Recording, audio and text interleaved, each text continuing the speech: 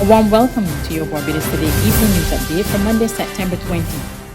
A St. Lucia woman is the latest person to die from COVID-19 in Barbados.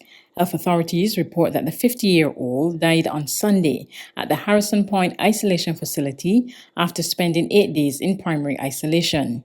She had comorbidities and was unvaccinated. This brings the total COVID-19 related deaths to 59. Meanwhile, 104 new infections were confirmed from 1,430 tests conducted by the Best de Santos Public Health Laboratory on Sunday. Of these, there are 38 males and 66 females. 23 persons are under 18 years, and the remaining 81 are 18 years and older. There are now 866 patients in isolation. Barbados has recorded 6,631 cases of COVID-19 since March last year. A total of 126,623 first doses of the COVID-19 vaccine have been administered under the National Vaccination Program. To date, 97,818 persons, or 36.1% of the population, are fully vaccinated, having received their second doses.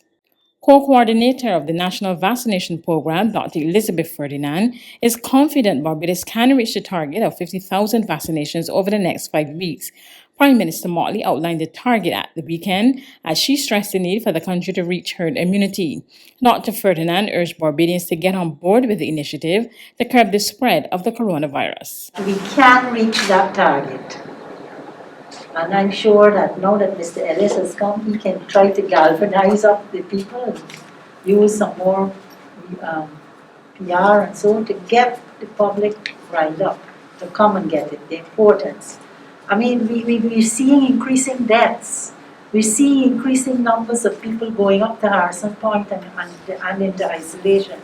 So, I mean, you don't have to be a rocket scientist to know that we have a lot of COVID around, and we must be careful. And one of the things that we can use to protect ourselves is the vaccine.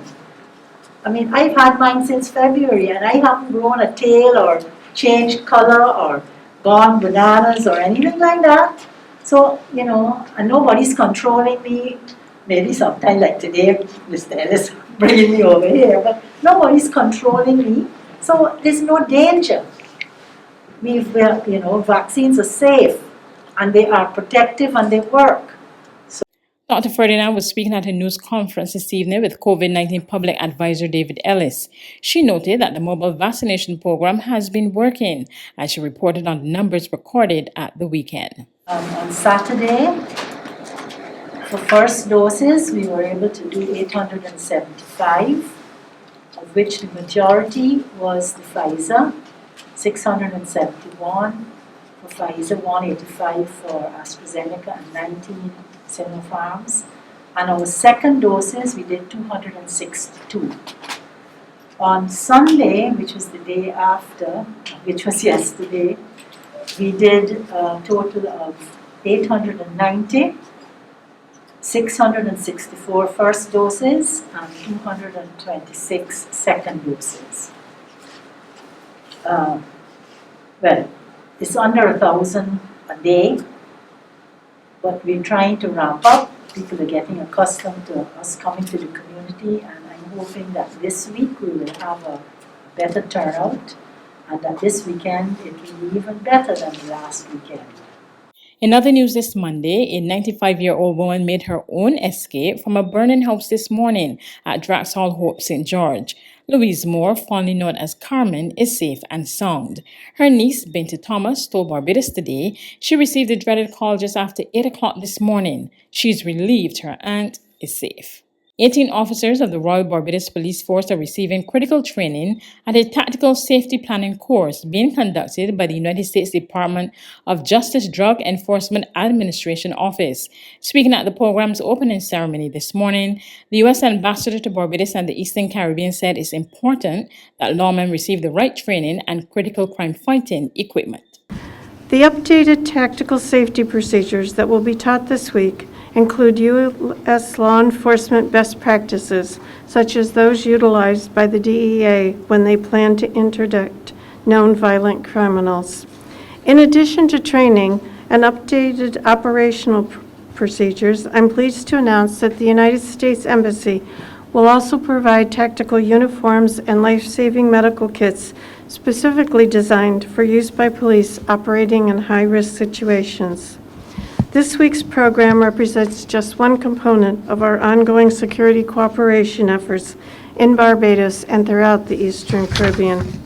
Deputy Commissioner of Police Erwin Boyce described the training as timely, noting that criminal activity remains a worrying issue even in the face of the pandemic. Aspects of criminality have taken on sophisticated forms and have demonstrated that the complexities are not only local but are global in nature, and we call that global. And have demonstrated that the complexities are global. We know that organized crime in this environment is grown and rooted in greed and power to such an extent that over there has now become over here. Evidently, there seem now to be no borders, and that while criminals have developed new strands for the purpose of operating, it has become important that there be a strengthening in bilateral and multilateral relationships along with the cultivation of informal networks among law enforcement agencies. There's regional and international news after this short break.